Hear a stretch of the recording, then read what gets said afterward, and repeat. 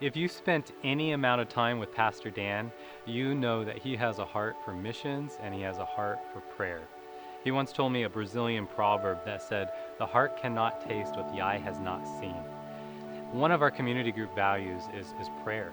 We want people to pray with each other, and we want people to pray for each other. We want people just to worship God because he is worthy. Next week, on Monday night, February 16th, our church is coming together for an all-church worship night. It's a night where we are going to worship God because He's God. He is bigger than us, and He deserves to be worshiped. It's also a night where we're going to pray together for our families, we're going to pray for our city, and we're going to pray for our community as a whole. I want to invite you to join Pastor Jason and myself as we lead the congregation in this awesome night of worship.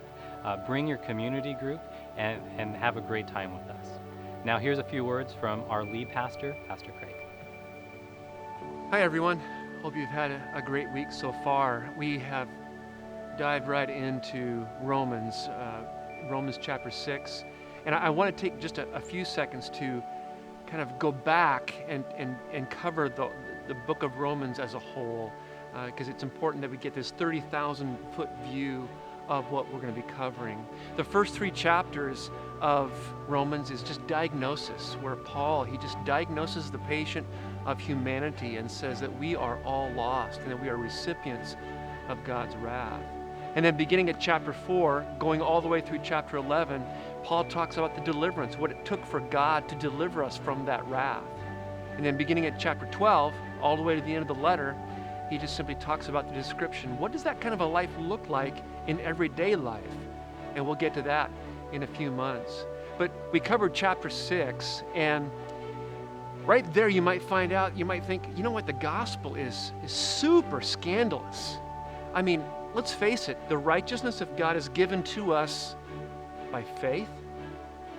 And so it could be that a very common response would be, that is awesome. That is incredible. I get this grace of God. I get this salvation purely because God is good, and I believe that He's good. I believe that Jesus died, and He forgives all of my sin.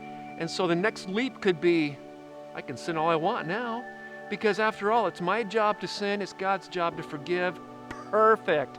I get sin and pleasure in this life, and I get glory and peace in the next life. It's a perfect arrangement. Paul knows that we can make that leap. And so he begins at chapter 6, and he kind of talks us off of that ledge, and he says, you're given a new life, a brand new life, and a way to signify that life is by being baptized. For the next few Sundays, we're going to be talking to you about pursuing believer baptism if you haven't already. It's a wonderful sign of the new life that God has given you, and we'll unpack that as the Sundays go by.